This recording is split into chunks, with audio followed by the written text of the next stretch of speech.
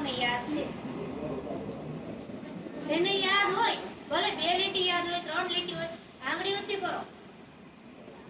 સરસ, વીરભાઈ આવો ઉભા.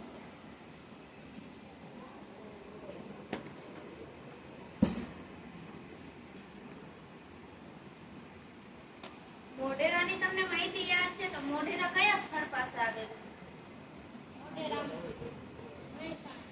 મહેસાણા. સરસ, બેસી જાઓ.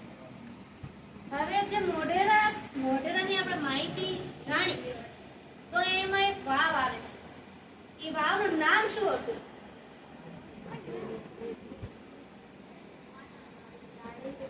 સરસ, રાણીની વાવ. હવે એમાં ઘોડાનું વર્ણન આવ્યું. જે આપણે સૂર્ય મંદિરની વાત કરી એમાં ઘોડાનું વર્ણન આવ્યું. તો એમાં ઘોડાની સંખ્યા કેટલી હતી? માનસીબેન? સરસ, 7. હવે જે મંદિરની કલાકૃતિ હતી અને એમાં કોઈ પણ પ્રકારની કઈ વસ્તુ વપરાઈ નથી, તો એને કઈ વસ્તુ બનાવવામાં આવી હતી જેમાં એમાં કોઈ સામાન ન વપરાયો? તેના ઉપર કોતરણી કરવામાં આવી. પછી મંદિરનું જે નિર્માણ કર્યું ભીમદેવ સોલંકીએ, તો તેના ઉપર એ મંદિરની રચના કરવામાં આવી હતી કે જ્યાં કોઈ પણ પ્રકારનું કઈ સાધન સામગ્રી નથી જોઈતી. ભવ્યભાઈ? પથ્થર. સરસ. તો હવે તમને મોઢેરા વિશે તો એટલી માહિતી યાદ રહી. તો હવે આપણા વઢવાણના ઇતિહાસની તો ખબર છે ને? તો પહેલા એમ કહો, વઢવાણ આવ્યું ક્યાં? સુરેન્દ્રનગરમાં. સરસ, વઢવાણ સુરેન્દ્રનગરમાં આવ્યું. તો વઢવાણનું જૂનું નામ યાદ છે તમને? બોલો. વર્ધમાનપુરી. સરસ. હવે વઢવાણ તો આપણું કેવું ઐતિહાસિક સ્થળ છે. અહીંયા ઘણી બધી વસ્તુ આવેલી છે. તો એ ખબર છે તમને કે વઢવાણમાં વાવ કેટલી આવેલી છે?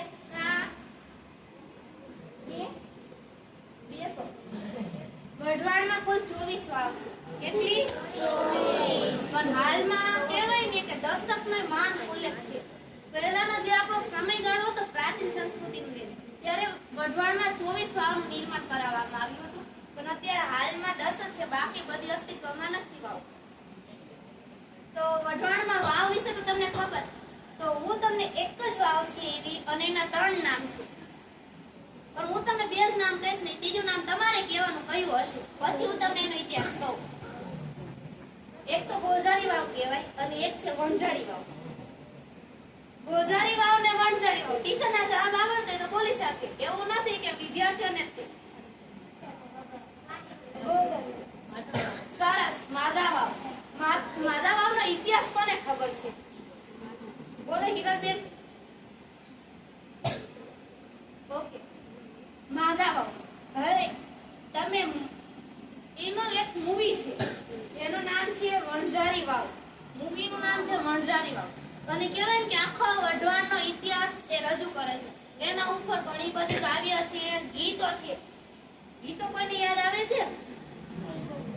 તો બારે બારે વરસે નવાણ ઘડાયા, નવાણે નીરનો આવ્યા જીરે.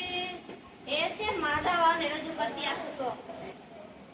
અને કહેવાય ને કે જ્યારે આપણે અહીંયા રાણક દેવીનો શાપ આપ્યો હતો એમને ભોગાવા નદી, અને વઢવાણમાં કે આપણે સુરેન્દ્રનગરમાં પાણી નતું ટકતું, એ સમયે આપણા વઢવાણના રાજા જોરાવરસિંહજી મહારાજ, જેને આપણે ઠાકોર સાહેબ તરીકે ઓળખીએ છીએ, એમને વાવનું નિર્માણ તો કરાવ્યું. પણ વાવનું નિર્માણ થઈ ગયા પછી 12 વર્ષ એવા હતા કે એમાં પાણી નતા આવ્યા અને લોકો પાણી વિના મૃત્યુ પામ્યા. લોકો, પશુ પક્ષી, પ્રાણીઓ વગેરે.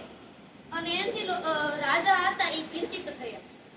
તો હવે એટલા લોકોનું મૃત્યુ થાય તો સ્વાભાવિક છે ને, ગમે તે વ્યક્તિ હોય દુઃખી તો થશે ને. એ વખતે તો રાજાશાહી હતી. અત્યારે કેમ ધારાસભ્યની બધાય છે, તો એ આપણી ચિંતા કરતા હોય વિકાસ કરનાર. તો હવે આપણે વિકાસ કરવા માટે એટલા પગલા તો ભરી લીધા, પણ પાણી જ ન આવે તો શું કરવાનું? તો એમને એ સમયમાં ચિંતા થઈ. તો એમને જોશીરામ બોલાવે, જાણતર જોશીરામ. તો એમને એમ કીધું કે જે નવ દંપતી હોય, જે વર વધુ હોય, એમને આ જે વાવ છે એ ભોગ માંગે છે. ભોગ દે એટલે કે એમાં ઉતરે. જે નવા જેના લગ્ન થયા હોય તે ઈ વાવમાં ઉતરે તેમ તેમ એમાં પાણી ફૂટે. તો એક પેલું પગથિયું હોય ઈ ઉતરે ને તો કેવાય થોડું એક પગથિયા જેટલું પાણી આવે. બસ જેમ જમીન પગથિયા ઉતરતા જાય તેમ તેમ ઈ વાવમાં પાણી આવે. તો પોતાના દીકરાનું ઈ જે બલિદાન આપ્યું એમનું નામ હતું અભેસંગ. અને અભેસંગે એમનું બલિદાન લોકોના વિકાસ અર્થે આપ્યું અને પાણી આપ્યું. એમને એક નાનો દીકરો હતો. તો હવે હું તમને લઈ જાઉં વઢવાણના ઇતિહાસ તરફ. હવે પાછા ફરીને ઉત્તરના સુરેન્દ્રનગર જિલ્લામાં પ્રવેશીએ કે જે આપણું ગુજરાત રાજ્ય છે એમાં જે ઉત્તરનું રાજ્ય અને ઉત્તરનું રાજ્ય એટલે કયું આપણું સુરેન્દ્રનગર. તો એમાં હવે પ્રવેશીએ. સુરેન્દ્રનગર એ નવું શહેર પાછળથી વસેલું એટલે કે જે સુરેન્દ્રનગર છે એ નવું શહેર છે અને પાછળથી વસેલું છે. એનું જૂનું તો સામા કાંઠે તે ભોગાવ અને એનું જૂનું જે સ્થળ છે જે શહેર છે એ કયું હતું આપણું પ્રાચીનનું વઢવાણ. અને એને આપણે કહીએ વર્ધમાનપુરી. કયું? વર્ધમાનપુરી. વચમાં વહે છે ભોગાવ એટલે કે જે આપણું શહેરની જે સીમાઓ છે તો આજુબાજુ તો લોકો વસવાટ કરે પણ જે વચ્ચેનો જે ગાળો છે અહીંયા કઈ નદી વહે છે આપણી ભોગાવ. જૂના શહેર વઢવાણના કિલ્લાને અડીને કિલ્લાના જૂના દરવાજામાં દાખલ થયેલ એટલે કે આજે આપણું જૂનું શહેર છે વઢવાણ. જૂનું શહેર એનો ઉલ્લેખ આમાં થઈ ગયો કે વઢવાણ છે. તો વઢવાણના કિલ્લાને આપણે અડીએ એના કિલ્લાના જૂના દરવાજાને માં દાખલ થઈ નાના ગામના સાંકડા રસ્તામાં ફરતા ભૂતકાળને સંભાળતા પહોંચે એટલે કે જે નાનું એવું ગામ અને એને સાંકળતા રસ્તા અને એમાં ફરીએ તો આપણું જૂનું જે ગામ છે એ યાદ આવી જાય. હવે તમને ખબર છે વઢવાણમાં દરવાજા કેટલા છે? દરવાજા કેટલા છે કોઈને ખબર છે? સુરેન્દ્રનગરમાં રહીએ ને આપણે વઢવાણના ઇતિહાસની ઓછી ખબર. જેટલી ખબર છે સરસ. હવે વઢવાણમાં કુલ 6 દરવાજા આવેલા. કેટલા? 6. જેને આપણે લાખો પોળનો દરવાજો કહીએ, શિયાળીની પોળનો દરવાજો કહીએ, ધોળી પોળનો દરવાજો કહીએ. એવા 6 દરવાજા અને કહેવાય ને કે સૌરાષ્ટ્રના દરવાજા. જે આપણા વઢવાણનો જે પ્રવેશ દ્વાર છે તે કયા?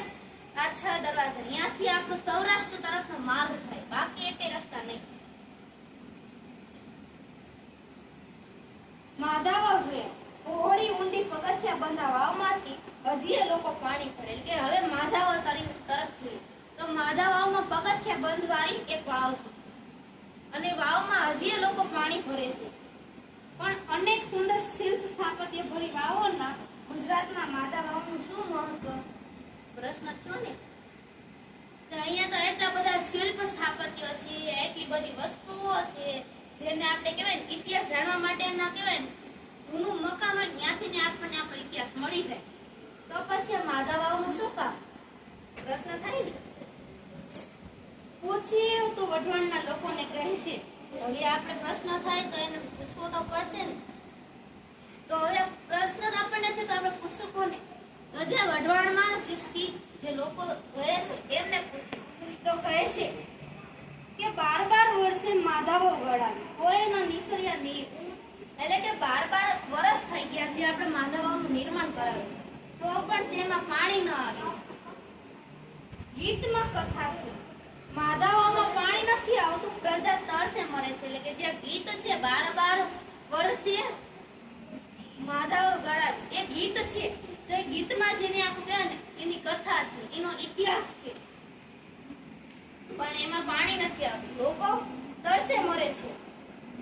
જાણતર જોશી જણાવે છે કે માતા ભોગ માંગે છે. એટલે કે જે જાણતર જોશી છે એ વખતના બ્રાહ્મણ, એ વખતના સાધુ સંતો એટલે એ જણાવે છે કે માતા છે જે માધાવાવમાં જે માતા છે શું માંગે છે? ભોગ માંગે છે. યુવાન દંપતીનો તે ગામનો નગર છે. ગામ પ્રત્યેની ફરજ સમજીને દીકરો અને પુત્ર વધુને તેમાં પધરાવી દે છે. એટલે કે જે યુવાન હતો, જે નગર શેઠ હતો તે ગામ પ્રત્યેની એમની ફરજ સમજે છે અને પોતાનો દીકરો અને વહુ રહ્યો એમાં પધરાવી દે છે વાવમાં. ને પાતાળમાંથી પાણી ફૂટી નીકળે છે.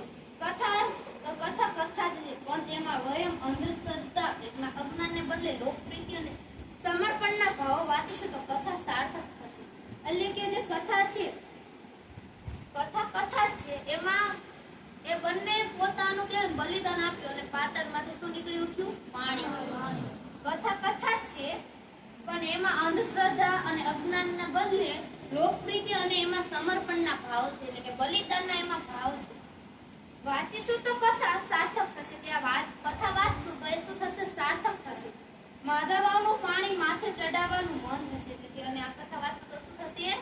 જે માધવનું જે પાણી છે એ આપણા માથે ચડાવવાનું મન થશે. ને એની વાતો કરતા કરતા પહોંચીશું જૂની સમાધિઓ અને છત્રીઓ વાળા ગઢ નદી તરફના બુરુજના ભાગમાં. એટલે કે અહીંની વાત કરતા કરતા આપણે પહોંચીશું જે આપણી ભોગાવો નદી છે એના કિનારાના ભાગ. ભોગાવાના કિનારા તરફના ભાગમાં તમને કેવો વિચાર છે? શું આવેલું છે? રાણક દેવીને ઓળખો છો? સરસ. રાણક દેવી વિશે તો ખ્યાલ છે. રાણક દેવી કોણ હતા? હાલો પછી આગળની સ્ટોરી કહું. પહેલા રાણક દેવી કોણ હતા એ કહો તો.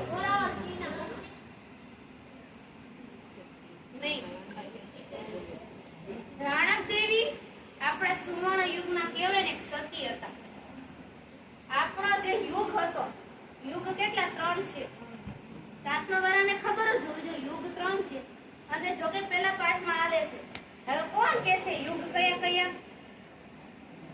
એવું નહીં, 3 ના નામ આપો. ગમે તે એક તો યાદ હશે, એક કે બે બોલો.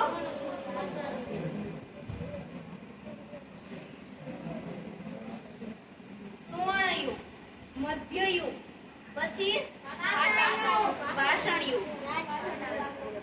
રાજપૂત યુગમાં તો સુવર્ણ યુગ આવી ગયો કે જ્યાં ઘણી બધી નારીઓએ પોતાનો વીરત્વ એમના બલિદાન આપ્યા છે. કહેવાય ને જ્યારે જ્યારે લોકોને એમની જરૂર પડી ત્યારે પોતાના પ્રાણની ચિંતા નથી કરી અને રણ મેદાનમાં ઉતરી પડતી હતી. તો આજે આ એક એવી જ રાણી છે, રાણક દેવી. અને એમના કહેવાય અહીંયા આપણા વઢવાણના જે નદી કિનારો છે ત્યાં એમનું મંદિર છે જ્યાં એ સતી થયા હતા. અને ભોગાવાને કોનો શ્રાપ મળેલો? રાણક દેવીનો. એ તો તમને ખ્યાલ છે કે ભોગાવાને શ્રાપ કોનો મળેલો હતો? રાણક દેવી. પણ રાણક દેવી પાત્ર કોણ હતું એ નથી ખબર. તો ચાલો આજે આપણે રાણક દેવી વિશે વાત કરીએ. બુરુજના ભાગમાં અનેક પાળિયા, પથ્થરના ઘોડાઓ, સમાધિઓ અને તે પરની કોતરણી વાળી છત્રીઓ. જૂના કાળની જુવા મંદિરનું સ્મરણ કરાવશે. તલવારોનો તાડપટ્ટી સંભળાશે. આસપાસના રડવત પથ્થરો રણગણમાં રવડતા માથામાં પલટાઈ જશે. એટલે કે જે આસપાસના જે પથ્થરો છે, જે પાળિયાઓ છે, એ જે આપણે મંદિરની અંદર એન્ટર થઈએ ને, પ્રવેશ લઈએ, રાણક દેવી મંદિરમાં જ્યારે આપણે પ્રવેશ કરીએ છીએ ત્યારની વાત કરે છે કે અહીંયા અનેક પાળિયાઓ છે, અનેક વીરોની સમાધિઓ છે. અને અમુક વીરો તો એવા છે કે કહેવાય ને રણ મેદાનમાં જ્યારે તલવાર લઈને યુદ્ધ ઉપર જતા હતા એવો સ્વર ગુંજી ઉઠે છે. પથ્થરના અસવારોના પથ્થરના ઘોડાઓ ડાબલા ગાજે છે ને પથ્થરની કોતણીઓ તલવાર વિંજાતી જણાશે. એટલે જે પથ્થરની જે કોતણીઓ છે તે શું વિંજાતી ગણાશે? તલવાર. જે વીરોની તલવાર છે તે જેમને આપણા માટે બલિદાન આપ્યા છે તેમની તલવારો. આ સ્થાનમાં જેણે ભંડરાઈને પડેલો ભૂતકાળ, કોઈ સુતેલો ફણીંદર ટોપલામાં ઉપાડો મારતો જાગી હોય કે ભૂતાળ ભભૂકીને ભડકી ઉઠે તેમ પ્રગટ થતો જણાશે. અને જે આમાં કહેવાય ને કે ફણીધરનો અર્થ કોને ખબર? ફણીધર એનો અર્થ કોને ખબર? ફણીધર એટલે સાપ. એટલે કે અહીંયા આપણે જોઈએ તો ફૂંકારો મારતો સાપ જેમ દેખાય ને એવી રીતે આમના ઇતિહાસ આપણી નજરની સમક્ષ આવતો જણાય છે.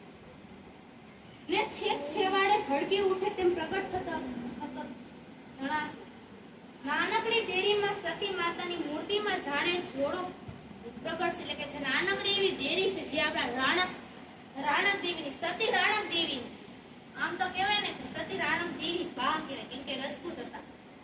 એટલે કે એમની જ્વાળાઓ પ્રગટી ઉઠશે આપણી સમક્ષ કે જેમને અહીંયા કહેવાય ને સમાધિ લીધી હતી. જે થશે ને પડખાશે તો આ રાણક દેવી એટલે કે જે અંબે એવા સ્વર આપણી કાને પડશે અને એમને મૂર્તિમાંથી અપીલ અને ગુલાલ ઉડતું જણાશે. આ તો રાણક દેવી, આ સતીની દેવી એટલે આ તો શું છે રાણક દેવી અને આ છે જે સતી થઈ હતા એમની દેવી એટલે કે એમનું સ્થળ. અતીતને ઓળખો આ તો રાણક દેવી માટે જાગ્રત કલ્પના હશે તે બેકાર ઊંઝટ ખેડાણો પણ અદ્ભુત અનુભવ કરાવશે એટલે કે જો ખેડાણો હતા એ પણ આને કહેવાય ને આપણને અદ્ભુત સ્મરણ યાદ દેવરાવે છે, અનુભવ કરાવે છે. સતી રાણક દેવીની દેરી ઇતિહાસમાં ગમે તે કહે લોક હૃદયમાં એની કથા ભાતીગળ રંગીન ચુંદડી લહેરાતી રહી છે. લોકોના હૃદયમાં તેમની કથા છે ને ભલે ગમે તે કહે પણ જે આપણો ઇતિહાસ છે જે ભાતીગળ જે સંસ્કૃતિ છે એમાં એમની રંગીન ચુંદડી છે તે લહેરાતી જણાય છે. એની યાદ અંતરને કશાક અસાધારણ ભાવથી ભરી દેશે. આથમતા સૂર્યમાં સામેની ભોગાઓના પથ્થરોમાં જાણે ચિત્તા જલ્દી જણાશે. એ રાણક એટલે કે જે આત્મા છે અને એની સમક્ષ જ્યારે જોવી ત્યારે આપણે ભોગાઓમાં જે એમની ભોગાઓ નદી છે જેમનો કિનારો છે ત્યાં એમની જે ચિત્તા હતી જ્યાં તે સતી થયા હતા એ આપણી સમક્ષ નજરે પડે છે. એ ચિત્તા કોની હશે? રાણકની. કોની હશે? રાણકની. વઢવાણ કોણ? હા, એ તો કવિ દલપતરામનું કામ. વઢવાણ કોનું કામ છે? કયા કવિનું કામ છે? સરસ, કવિ દલપતરામનું કામ. કયું? કવિ ભલે પછીથી અમદાવાદી થયા પણ મૂળ તો તે અહીંના ને. કવિ જે દલપતરામ છે ભલે તે અમદાવાદી થયા મૂળ ક્યાંના છે? વઢવાણના. ક્યાંના? આપણા અર્વાચીન સુરેન્દ્રનગરના. કોલેજ ને સામે પેલું અર્વાચીન સુરેન્દ્રનગર. કોલેજો, હોસ્પિટલો, બજારો અને કારખાનાઓથી ધબકતો ઔદ્યોગિક વિસ્તાર. હવે આપણે આવીએ આપણા અર્વાચીન સુરેન્દ્રનગરમાં. પ્રાચીન સુરેન્દ્રનગરની વાત થઈ કે હવે આપણે વાત કરીશું અર્વાચીન સુરેન્દ્રનગરમાં અને એમાં છે આપણા હોસ્પિટલો, કોલેજો, ઔદ્યોગિક વિસ્તાર.